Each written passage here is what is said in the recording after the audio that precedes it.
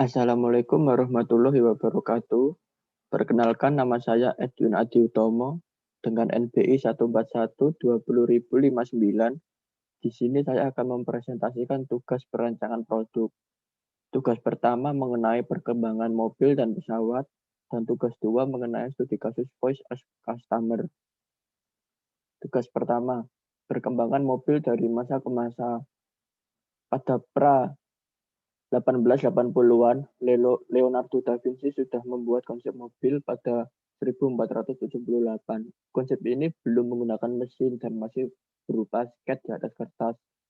Ratusan tahun kemudian, sebuah kendaraan bermesin mulai dibuat manusia menggunakan mesin uap.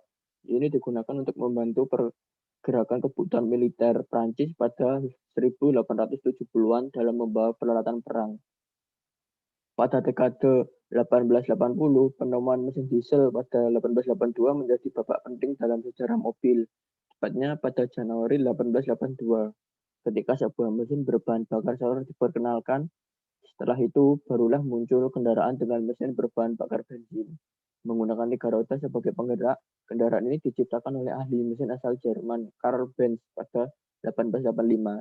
Tak mau kalah, di Amerika Serikat, Henry Ford telah membangun mobil pertamanya pada 1886.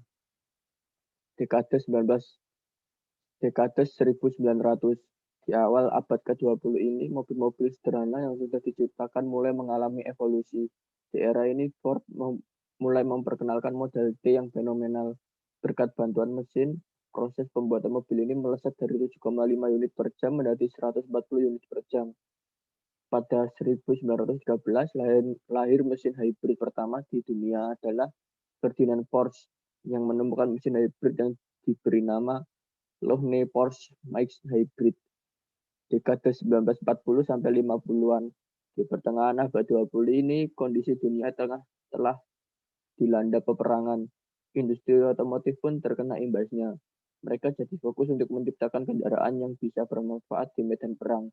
Salah satu penemuan yang terpenting di dekade ini adalah kendaraan dengan penggerak 4 roda, four-wheel drive.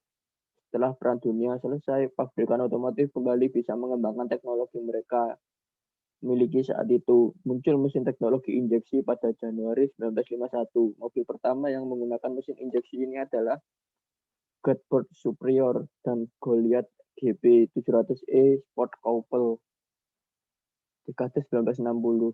Secara mobil masuk ke era lebih maju. Mobil sudah semakin memasyarakatkan dengan desain yang lebih komfort dan fungsional. Dengan munculnya teknologi airbag pada 1974, mesin-mesin yang digunakan punya kapasitas semakin besar yang berdampak pada kecepatan maksimal yang lebih tinggi. Dekade 1980 dan 1990. Setelah Amerika Serikat sempat menjajal merajai otomotif dunia beberapa dekade, mulai 1980 muncul pesaing berat mereka. Merek-merek Jepang seperti Mitsubishi, Honda, dan Toyota sudah mampu menembus pasar Amerika Serikat. Teknologi yang dikembangkan pun mampu bersaing dengan mobil-mobil produksi Amerika Serikat dan Eropa. Seperti ketika Toyota untuk pertama kalinya memperkenalkan Toyota Prius yang fenomenal pada 1997, Toyota Prius menjadi mobil hybrid pertama di dunia. Dekade 2000, sejarah mobil terus berkembang secara positif pada milenium kedua. Sejarah teknologi terbaru banyak bermunculan, banyak bertujuan untuk menciptakan kendaraan yang lebih efisien dan ramah lingkungan.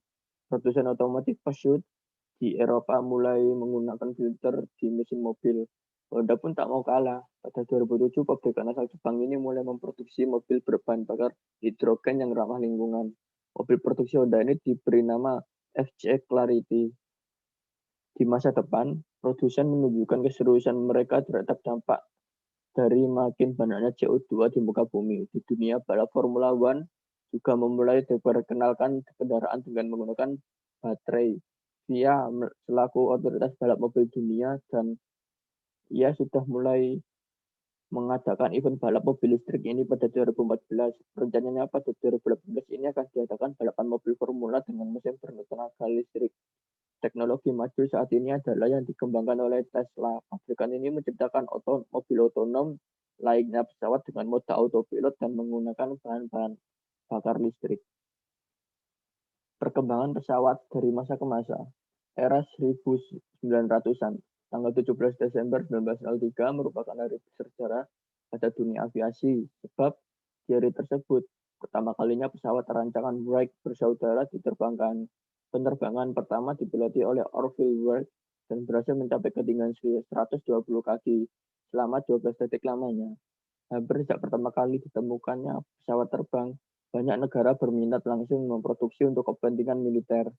Era 1918 sampai 1939 itu termasuk masa keemasan di dunia aviasi. Periode antara masa Perang Dunia I dan Dunia II tercatat perkembangan teknologi aviasi yang menunjukkan kemajuan yang pesat. Di tahun 1929, instrumen flight atau pesawat terbang berbasis instrumen mulai dikembangkan. Pada 1930, pesawat bermesin jet mulai dikembangkan oleh negara Jerman dan Inggris. Perang Dunia II 1939 hingga 1945. Perang Dunia II menjadi ajang pengembangan dan produksi besar-besaran pesawat terbang untuk kepentingan perang. Tahun 1939 di mana pertama kalinya diterbangkan oleh Erich Warshid, pesawat jet Heinkel H178 buatan Jerman dan juga ME-262. Diikuti pada Juli 1942 pesawat bomber pertama di dunia yaitu ARA2R234, pesawat hasil penelitian asal Inggris turut ikut andil dalam perhelatan Perang Dunia II yaitu Globermaster. Di era ini tidak hanya pesawat tempur saja yang dikembangkan, melainkan helikopter juga. Pada periode 1945 hingga sekarang, setelah masa Perang Dunia II, pesawat terbang digunakan untuk kepentingan komersial yang tumbuh sangat pesat. Di tahun 70-an, dunia penerbangan memasuki era modernnya. Dimulai produksi pesawat dengan konsep fly by wire yang sedang ditangani sepenuhnya oleh komputer pesawat. Contohnya adalah produksi pesawat keluaran Airbus yakni A300, Cessna C172 dan satu lagi pabrikan Boeing yang sudah menggunakan sistem fly by wire-nya. Tugas kedua. Di sini tugas kedua mengenai studi kasus tentang Voice of Customer pabrik minyak kelapa Kara. VOC atau Voice of Customer adalah istilah yang digunakan dalam dunia bisnis yang digunakan untuk menyebarkan proses yang mendalam yang bertujuan untuk mengetahui dan memahami ekspektasi, preferensi, dan ketidaksesuaian pelanggan atas barang atau jasa yang ditawarkan. Sebenarnya, Voice of Customer adalah bagian dari teknik riset pasar, market research, yang menyajikan laporan mengenai keinginan dan kebutuhan pelanggan yang tertata dalam struktur yang hierarkis. Dalam pengamatan ini, data yang diperoleh dianalisis secara kuantitatif, yaitu suatu analisis data dengan menggunakan perhitungan angka-angka terhadap variabel-variabel pengumpulan data dengan cara mewawancara pada konsumen produk minyak kelapa merek Kara.